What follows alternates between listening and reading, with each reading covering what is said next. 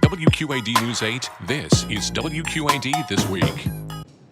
Good morning, it's August 28th. Thank you for joining us for News 8 This Week. I'm John Diaz. A lot to get to this morning. We're going to spend time focusing on education, in particular the staffing challenges school districts are facing.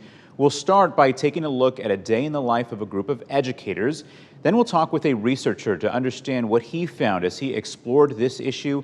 And then we'll talk with a nonprofit about how it's looking to fill the gaps. This week, News 8's Josh Lamberty visited with educators in Pleasant Valley on their first week in the classroom.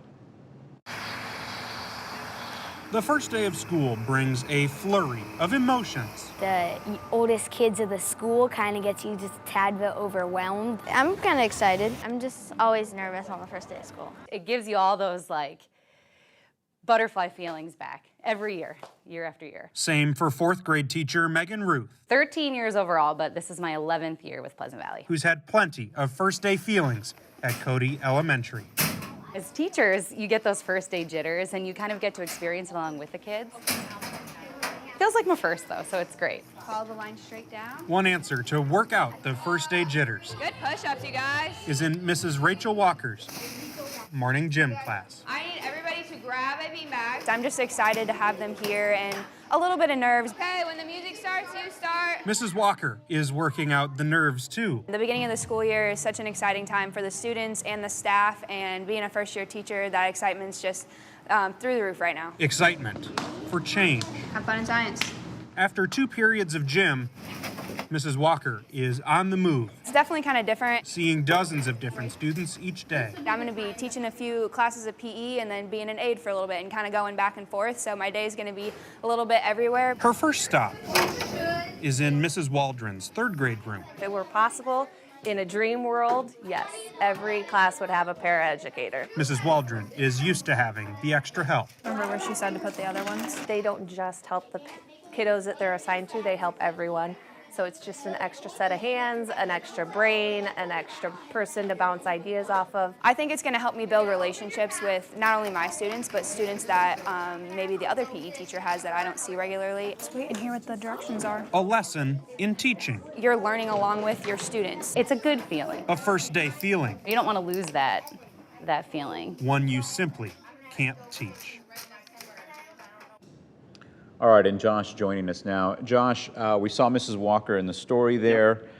She's a paraeducator. She is. And we understand kind of what she does, but give us kind of a broader understanding of what paraeducators are. Sure, so we can kind of boil it down in kind of layman's terms. Paraeducators are essentially classroom aides. They're specifically assigned to a particular student in that classroom. Maybe they have an IEP or some other educational plan, but they're really there to help that student as well as every other student in that classroom. So as you heard Mrs. Waldron say, they're kind of a second set of hands in the classroom, which as class sizes are growing, we know that. It's a big help. And they are needed currently in Pleasant Valley, but so are teachers. What is the superintendent telling you about open positions? Yeah, right now the superintendent says that there are about 20 or so open paraeducator positions right now in the Pleasant Valley district. Now this is not something that's unique to Pleasant Valley. Just across the river in Moline, that district has about 15 openings. So a lot of districts really struggling to hire their paraeducators. And Pleasant Valley's situation is a little on the unique side that they're hiring many of their part-time or their substitute paraeducators to fill those full-time paraeducator openings. So they're really drawing on their own pool, which is great. They have that resource, but then how do they refill that so that they have those substitutes, those part-timers? How do they refill that? And that's what they're struggling with right now. Yeah, and that was going to be really my next question is what does the superintendent see as a solution to really increase that head count, the number of people that are available for either role? Yeah, right now they're really focused on just being competitive with pay, with benefits. They want to attract that next teacher, maybe that person who wants to get into education but maybe isn't a licensed teacher yet to be a paraeducator. You don't have to be a licensed teacher because you work under the supervision of a licensed teacher in the state of Iowa. So they want to get people who are maybe interested in education, those people who are just graduating, kind of get their foot in the door, maybe those folks who were licensed teachers some of those retired teachers who maybe just want to do it on a part-time basis as a substitute. So they're really trying to encourage those folks to come forward and make the district as attractive as possible, as, you know, and that comes with benefits and pay as well, as we all know. Right. All right, Josh, a great story and a lot of great background information. Thanks so much for joining us this morning. You bet.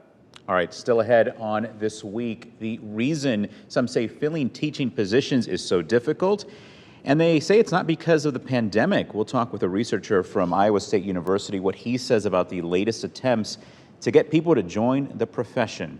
That's next on News 8 This Week.